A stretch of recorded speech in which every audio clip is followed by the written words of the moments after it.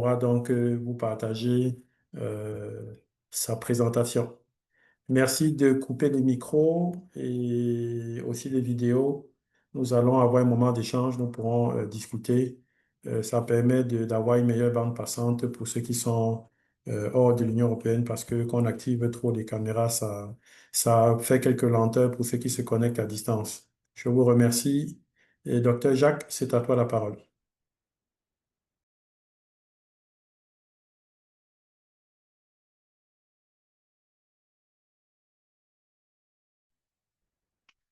Euh, bonjour à tous. Je ne sais pas si vous m'entendez. J'essaye de partager juste mon PC pour avoir accès au diapo, que tout le monde puisse voir. Voilà. Oui, nous t'entendons, docteur. Le partage d'écran est en cours. C'est bon, tout le monde voit les diapos? Très Oui, bien. parfait. OK, ça marche.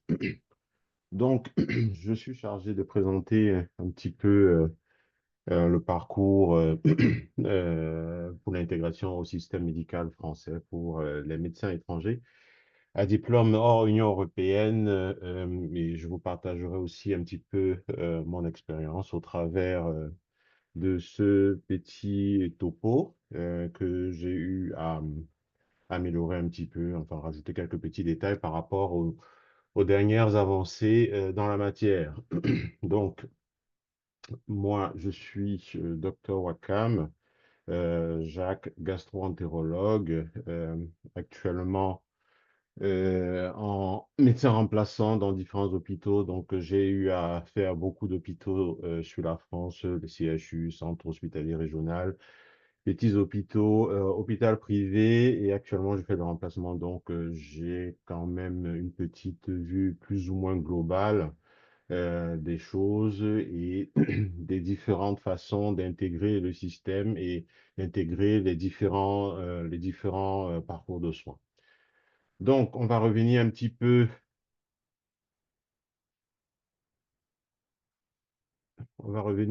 sur l'historique des EVC. Je dirais que tout commence vraiment en l'an 2000, où les EVC ont été créés avec parcours réfugiés, des anciens médecins qui sont sur le territoire et des nouveaux médecins qui venaient juste d'arriver avec l'apparition des différentes lois par le collectif des SN Padou. En 2020, la loi Stock apparaît qui limite un petit peu la loi de 2021, 2022, puis 2023.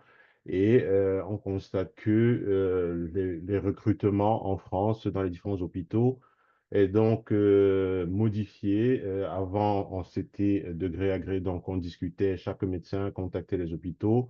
Il pouvait intégrer l'hôpital une fois que le chef de service donnait son accord et éventuellement que le président de CME donnait aussi. Le parcours de consolidation à l'époque était de 3 ans et il y avait un passage à la commission, bien entendu. En 2022, c'est obligatoire pour que tous les PADU passent les EVC. On arrête les recrutements de gré à gré.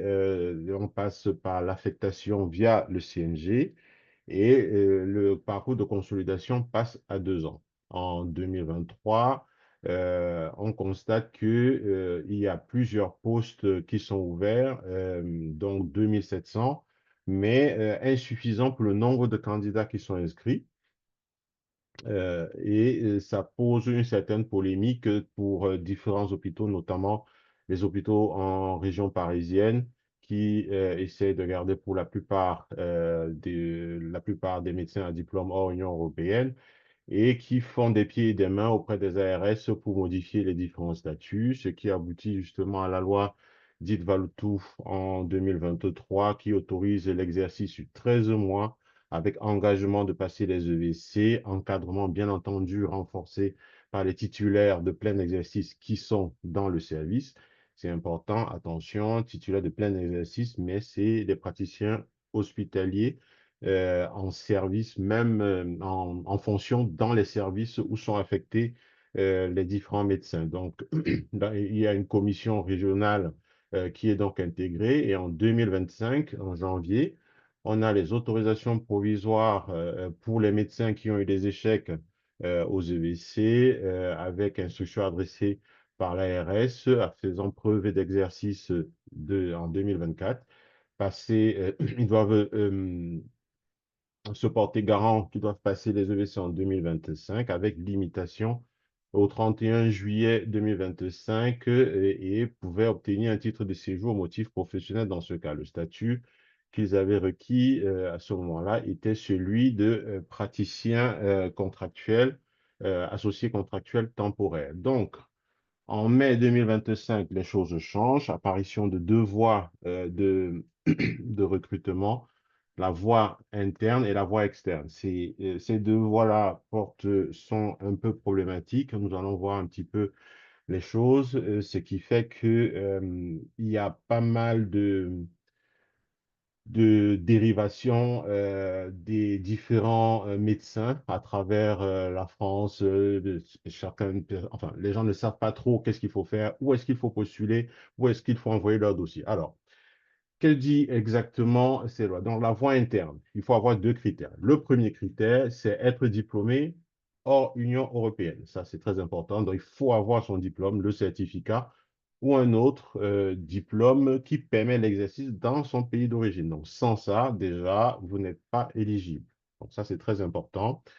Être actuellement en poste en France avec une autorisation temporaire d'exercice. Alors, ça, on reviendra un petit peu là-dessus par après ou alors avoir exercé au moins 2 ans à temps plein en France dans les 3 dernières années, ou exercer dans certains dom-tom, dispensation de parcours de consolidation si réussite aux EVC, plus 5 ans d'exercice dans les dom-tom selon la loi L 41-31-5. Et tous ceux qui réunissent les conditions doivent passer une épreuve unique de vérification des connaissances fondamentales au format de QCM. C'est une épreuve entre guillemets dite sélective avec un nombre de places limité.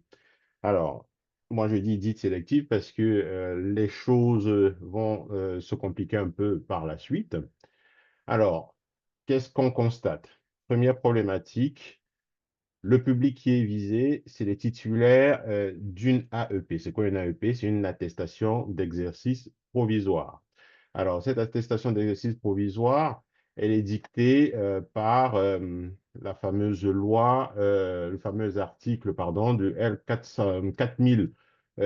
111, pardon, 1.2, qui vise les stagiaires associés et les praticiens associés contractuels temporaires. Alors, il faut bien entendu avoir une autorisation en bonne et due forme, bien sûr, et il faut faire la différence entre AEP, c'est-à-dire attestation d'exercice provisoire, et autorisation temporaire d'exercice, qu'on va voir aussi.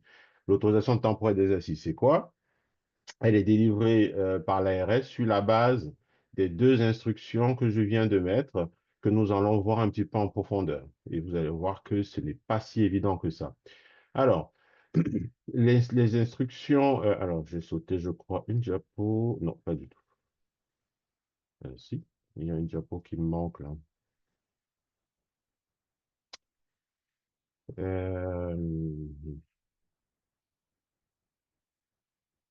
bon, ok, je pense que il y a un problème. Ah, mais bon, c'est pas grave. Donc, la première condition, c'est qu'il faut être éligible bien sûr, et passer, pour avoir l'APE, passer par une commission interrégionale, voire nationale, voire régionale. En fait, les textes ne sont pas clairs, mais finalement, ce qui est clair, c'est que ça doit être plutôt régional. J'insiste bien là-dessus. Pardon, désolé. Régional. Et cette autorisation, on l'a dans un délai de 4 mois. Ça peut être prolongé, de 2 mois, pardon. Ça peut être prolongé jusqu'à 4 mois et ne concerne que 14 spécialités. La date de dépôt, normalement, est sur le site du CNG. On verra les dates de dépôt qui ont déjà été mises. Et les dépôts doivent être effectués par les candidats eux-mêmes.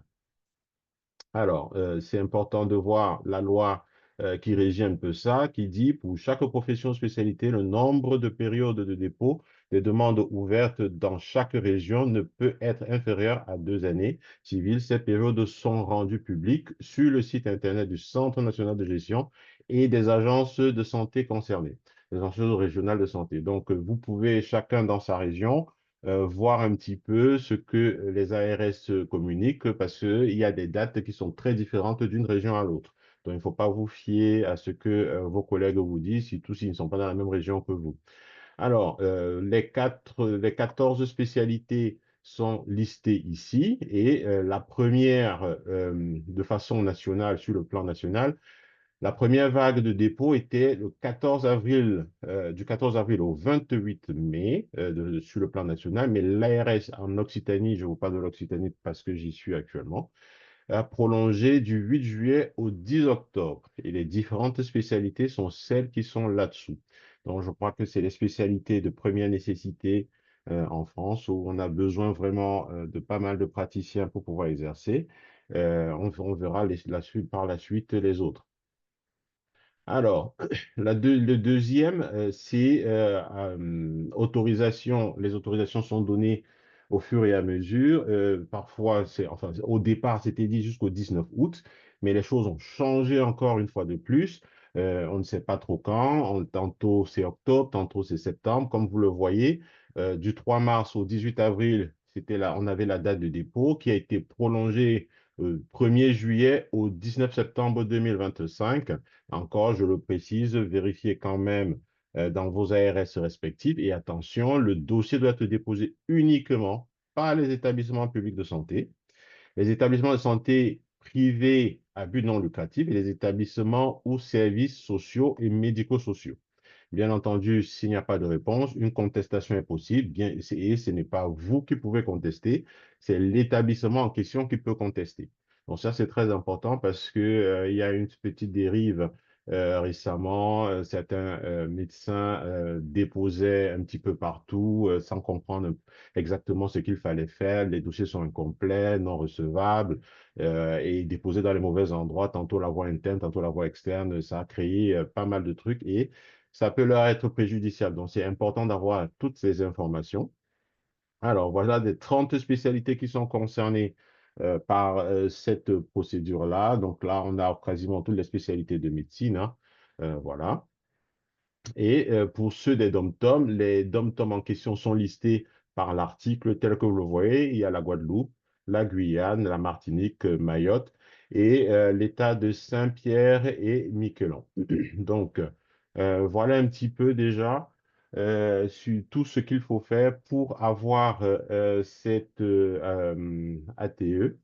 Et une fois qu'on a eu cette ATE-là, il faudrait maintenant essayer d'avoir le fameux AEP.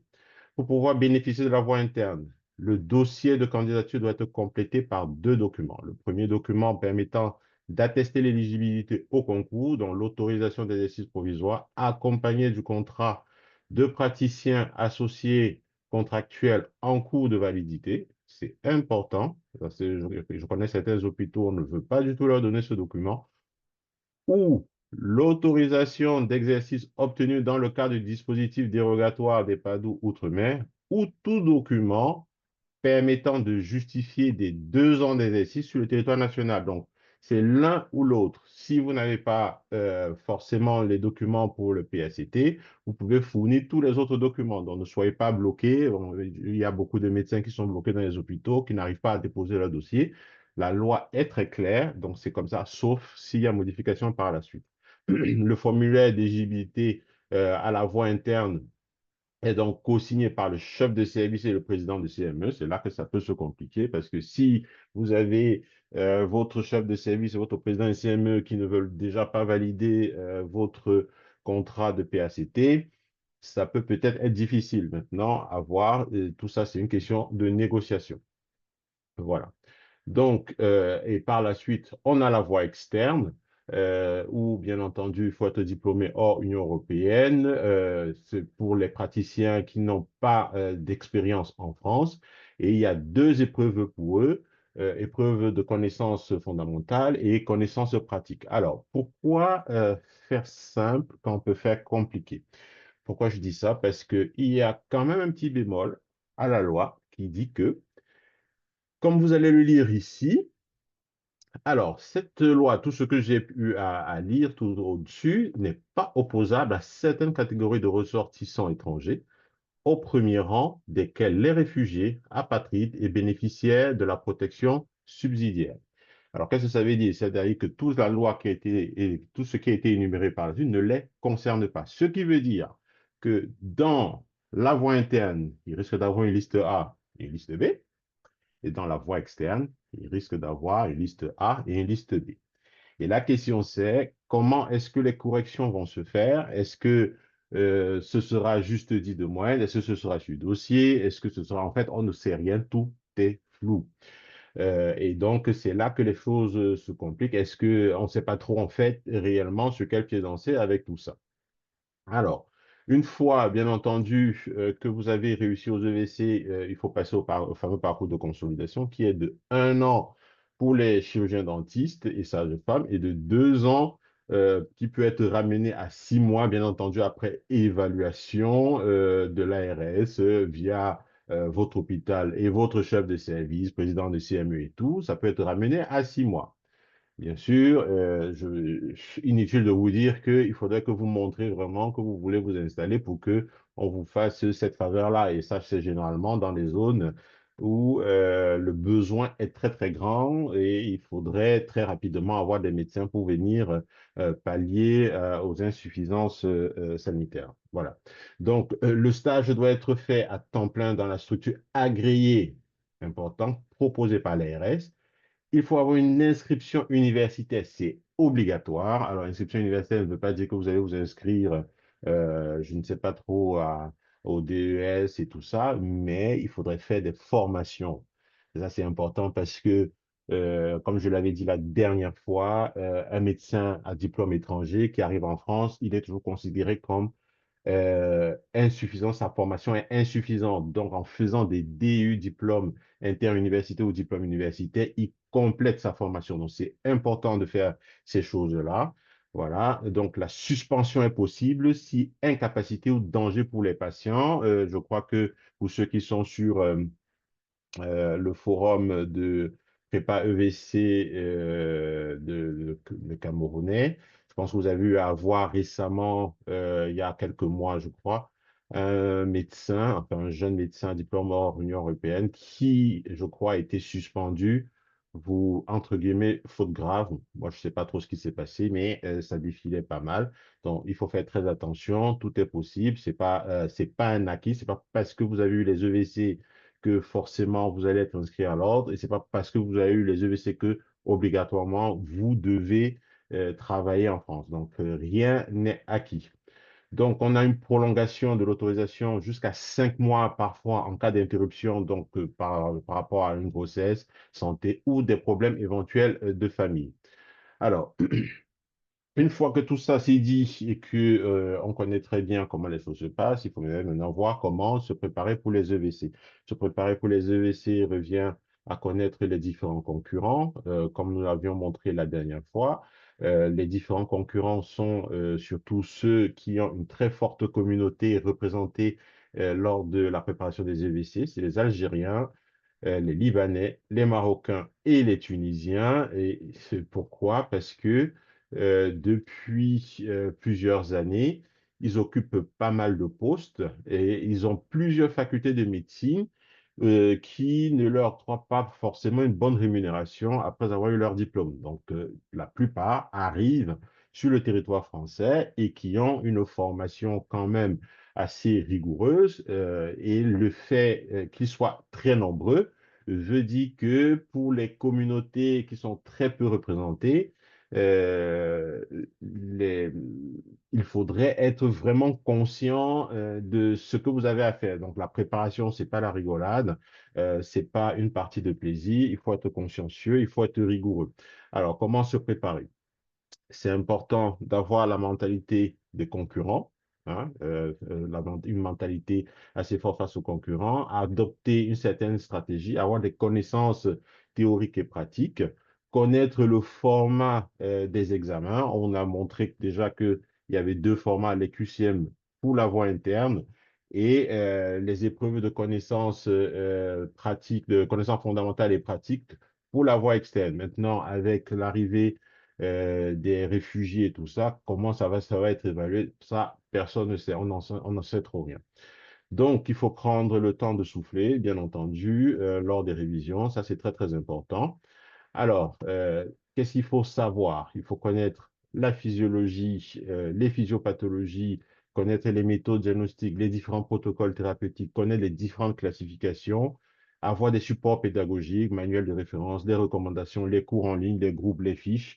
Tout ça, c'est très important. Il ne faut pas s'isoler. Il faut voir un peu comment les autres évoluent. Il faut se tester. Il faut s'auto-évaluer. Ça, c'est très, très, très important. Donc, il faudrait pour ça réviser les protocoles parce que forcément, lorsqu'on révise les protocoles, on les connaît au bout des doigts. Avoir une préparation mentale avec gestion de stress, donc organiser son emploi de temps. Donc, pour bien organiser son emploi de temps, il faudrait structurer sa journée, c'est-à-dire à savoir que je fais ça de telle heure à telle heure. De cette heure, dans cette heure-là, je ne fais que ça. Une fois que c'est terminé, je passe à autre chose. Donc, comme vous voyez, changer de tâche. Alors, il faut éliminer le stress, donc limiter les tâches très complexes. Par exemple, lorsque vous allez apprendre la conduite d'une voiture, apprendre la conduite d'une voiture demande que vous connaissiez le tableau de bord, que vous connaissiez la voiture, que vous puissiez prendre de l'information à gauche et à droite, pouvoir vous adapter. Ça peut être très stressant. Donc, qu'est-ce que le moniteur il fait? Il va décomposer la pratique. Donc, dans un premier temps, vous apprendre le tableau de bord, vous apprendre comment la voiture fonctionne, vous apprendre ce que c'est que l'embrayage, le frein, l'accélérateur, comment ça fonctionne, le boîtier de vitesse ainsi de suite. Donc, c'est la même chose. Donc, si vous voulez apprendre des choses qui sont très compliquées en une fois, vous risquez d'abandonner parce que justement, c'est complexe. Apprenez à décomposer et c'est pareil pour ceux qui ont des spécialités où il y a des actes pratiques, il faudrait décomposer l'apprentissage. Ça, c'est très, très important. En décomposant, non seulement vous apprenez très vite et vous retenez beaucoup plus facilement. Donc, il faut avoir des pauses régulières et pratiquer l'exercice de ce qu'on appelle la pleine conscience. Ça a été démontré déjà en 2009 par Moore et Malinowski et confirmé par Ozel et ses collègues en 2011 sur une étude basée sur IRM qui montrait que la pratique de la pleine conscience augmentait la densité de la substance grise chez les différents individus qui la pratiquaient. Donc, c'est très, très important de faire ces choses-là parce que ça améliore justement si vous avez la densité de votre substance grise qui est élevée. Forcément, vous avez des neurones qui sont plus connectés, forcément. Là, le cerveau, ça tourne beaucoup plus vite. Et il faut utiliser aussi les épreuves pour vous stimuler au fur et à mesure avoir un réseautage et collaboration avec d'autres candidats, c'est ce que j'ai déjà dit auparavant, qui permet justement de voir à quel niveau vous vous trouvez et ce qu'il faudrait faire. Alors, à partir de là, donc comme ce que j'ai dit, ce que je vous ai dit précédemment, discipline et rigueur, mémoriser, oui, mais ce n'est pas du tout suffisant. Mémoriser, il faudrait vérifier vos acquis et la méthode, c'est faire de la lecture, c'est-à-dire vous lisez, vous faites les exercices. Vous lisez, vous faites les exercices, vous lisez, vous faites les exercices, et une fois que vous faites ça à répétition, finalement, vous finissez par réciter. C'est normal, un enfant qui apprend la table de multiplication, à force de faire réciter, lit, il récite, et finalement, il finit par réciter. Je pense que tout le monde l'a fait, en tout cas au Cameroun, je ne sais pas comment c'est dans les autres pays. C'était comme ça à l'école primaire. Pour apprendre les tables de multiplication, ben, on lisait, on s'exerçait, on lit, on s'exerce, et finalement, on se met à réciter sans le vouloir. Et certains ont gardé ça même jusqu'aujourd'hui. Voilà, bon, même si quelque part, ça nous servait un peu à rien, mais bon, enfin, entre guillemets. Mais bon, voilà. Alors, c'est très important de conditionner votre environnement. Donc, il faut reproduire lors des révisions les conditions d'examen. Donc, faire attention à votre état émotionnel, avoir une activité plutôt ludique, c'est-à-dire quand on apprend, ce n'est pas le stress, faire que les choses se passent plutôt bien. Utiliser la musique, les essences ou je ne sais trop quoi, faire des pratiques un peu bizarres. Ça, non. Pourquoi? Parce que le jour de l'examen, vous n'aurez pas toutes ces conditions-là. Il faut reproduire lors de vos révisions les conditions d'examen. C'est très important parce que ces conditions-là Une fois que vous les avez à la maison, en salle, tout est pareil et pour vous, c'est du déjà vu, c'est votre cerveau, il s'habitue. Le cerveau, c'est comme un ordinateur, il garde l'information sur l'environnement, sur votre humeur, sur votre position. Donc, étudier en position allongée, sinon, en position assise, c'est oui, avec une lumière adaptée, pas une lumière qui est frontale, une lumière qui est latérale, enfin, tout ça, c'est des choses de base, je n'ai pas besoin de revenir dessus. Et bien sûr, rester focalisé en évitant la distraction. L'étude que je vous montre tout en bas a démontré que les personnes qui sont distraites pendant qu'ils sont en train de travailler mettent environ 25 minutes en moyenne pour revenir à l'état de concentration précédente. Donc, c'est très important d'éliminer toute distraction au moment où vous étudiez. Donc, si vous avez vos enfants, vous avez votre famille, allez loin d'eux, travaillez et revenez à la maison. Prenez vos dispositions, mais soyez calme. Voilà, sauf si vraiment vous êtes un génie, vous avez un cerveau, voilà, au-dessus de la moyenne, mais bon, je pense que nous tous, on est, enfin, pour la plupart, un peu moyens ici. Voilà, donc ça, c'est quelques conseils pour ça. Donc, la mémorisation, oui. C'est une bonne chose, mais on voit très bien que d'après cette étude de 2015, on la perd au fur et à mesure. Vous voyez, ça, c'est le pourcentage dans le temps, d'accord? Donc, on voit très bien que ça diminue au fur et à mesure qu'on s'éloigne dans le temps. Alors, ces données ont été adaptées. Alors, oh, j'ai une autre diapositive, malheureusement, qui ne sort pas. En fait, cette diapositive est basée sur une étude qui a été faite par Ebbinghaus, pardon, en 1885, qui démontrait justement que la mémoire, enfin tout ce qu'on mémorisait, disparaissait avec le temps. Et là, en 2015, il montrait que ça disparaissait beaucoup plus vite qu'en 1885, parce on a des méthodes beaucoup plus précises pour évaluer ça. Et ce que j'allais vous mettre, je ne sais pas pourquoi elle ne sort pas d'ailleurs, euh, c'était plutôt, ces données avaient été reprises en français qui mettaient plutôt la durée de temps au lieu de mettre plutôt ça comme ça. Enfin, je trouvais que c'était beaucoup plus parlant parce qu'il comparait justement les données de cette étude à celles de Ebbinghaus. On montrait que la mémoire s'effaçait beaucoup plus rapidement que Ebbinghaus l'avait prédite en 1885. Donc, pour éviter ça, très simplement, qu'est-ce qu'il faut faire? Il faut s'entraîner, d'accord? Ça, c'est très, très important.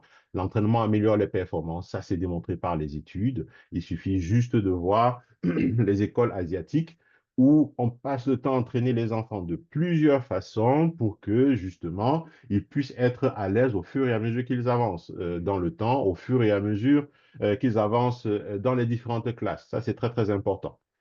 Voilà. Donc, je pense que mon topo a été clair.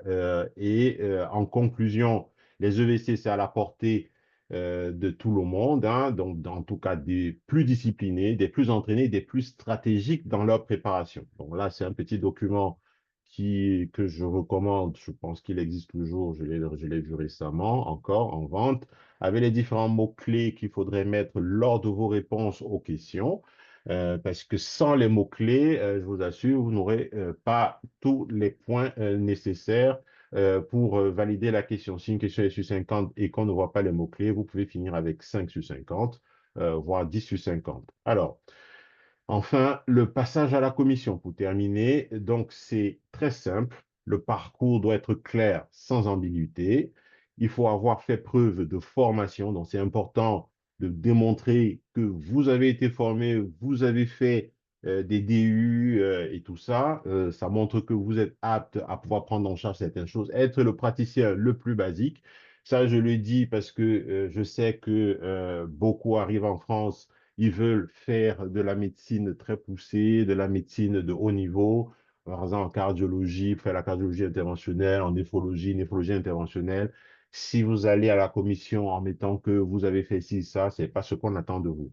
Votre dossier, même si vous avez fait ça, présentez-le de façon simple et basique, sauf si vous êtes dans un CHU et que, voilà, vous êtes sous la couverture d'un chef qui vous dit, vas-y, dépose, il n'y a pas de souci. Si vous êtes dans un petit hôpital, vous devez être le médecin le plus basique possible.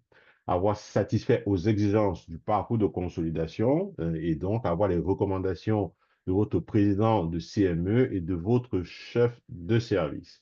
Voilà, donc pour moi, je pense que j'ai terminé ma présentation. Je vais laisser la parole au modérateur pour la suite. Je ne sais pas s'il y a des questions ou on pose des questions à la fin.